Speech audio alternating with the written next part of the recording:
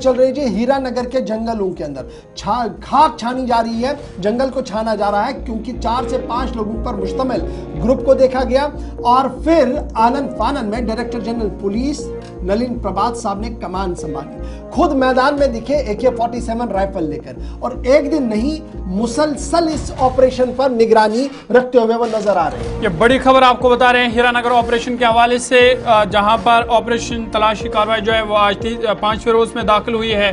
लगातार पिछले 5 दिनों से जो तलाशी कार्रवाइयाँ है वो चल रही है।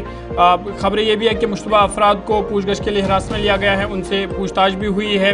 इलाके में सिक्योरिटी फोर्स की तैनाती मजीद बढ़ा दी गई है, खासकर जो सरहदी वाले इलाके हैं वहाँ पर सिक्योरिटी को मजीद तेज़ कर दिया गया है। टेक्नोलॉजी का सहारा लिया जा रहा है ताकि जो 5 दिन पहले मुश्तबा मिलिटेंट को देखा गया था उस हवाले से उनका सुराग लगाया जा सके, क्योंकि अभी तक भी उनके हवाले से उनका कोई अता पता नहीं चल पाया है। और आपको बता दें कि 23 मार्च को इस ऑपरेशन की शुरुआत उस वक्त हुई थी जब इलाके में जो है मुश्तबा मिलिटेंट की नकल हमल देखी गई थी, जिसके बाद सिक्योरिटी फोर्स को तलब किया गया और सिक्योरिटी फोर्स ने वहाँ पर तलाशी कार्रवाई शुरू की। उसके बाद मुख्तसर गोलियों का तबादला भी हुआ था, लेकिन उसके बाद मिलिटेंट का अभी तक कोई सुराग नहीं मिल पाया है। पिछले 5 दिनों से लगातार DGP नलिन प्रभात खुद इस ऑपरेशन की निगरानी कर रहे हैं और खबर यह भी है कि बॉर्डर सिक्योरिटी फोर्स की खिदमत भी हासिल की गई है। इतला के मुताबिक कुठवा के घने जंगलात में फरारशुदा मिलिटेंट को मार गिराने के लिए BSF की बाहरी नफरात तैनात की गई है। जदीद हथियारों से लेस NSG और पैरा कमांडोज गुज़िश्ता 4 दिनों से जंगली इलाकों की छानबीन में मसरूफ़ है।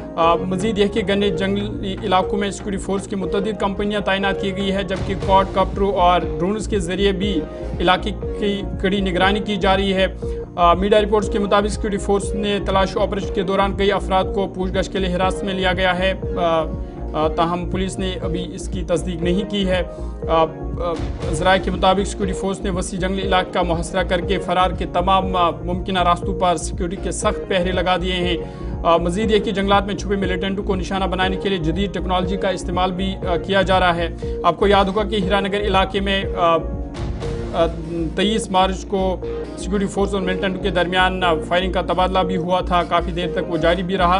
ताहम उसके बाद मिलिटेंट का अभी तक कोई भी पता नहीं चल पाया है, अगरचे सिक्योरिटी फोर्स ने वहां पर हथियार भी बरामद किए हैं, लेकिन जो मिलिटेंट है उनका अभी तक सुराग नहीं मिल पाया। खबर यह भी है कि कोटवा के अलावा जो बाकी सरहदी इलाके हैं, खासकर डोडा, किश्तवाड़, राजौरी, पुंछ, इन इलाकों में भी जो सिक्योरिटी फोर्स की मज़ीद तैनाती बढ़ा दी गई है ताकि किसी भी मुमकिन ख़तरे से बचा जा सके और जो मिलिटेंसी कार्रवाई है उसका भरपूर जवाब दिया जा सके, इस हवाले से। अच्छा जी, ये तो डिटेल्स, लेकिन ज़रा टाइमलाइन की और फटाफट से याद दिलाते हैं आपको। ये ऑपरेशन 23 मार्च को शुरू हुआ था।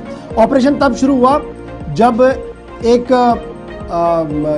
औरत ने, उसके साथ उनका पति और बच्चा भी था, उन्होंने मुश्तबे अफराद को देखा और वहाँ गोली चली, उसमें एक छोटी बेटी हमारी जख्मी हुई जो आज ठीक है जी।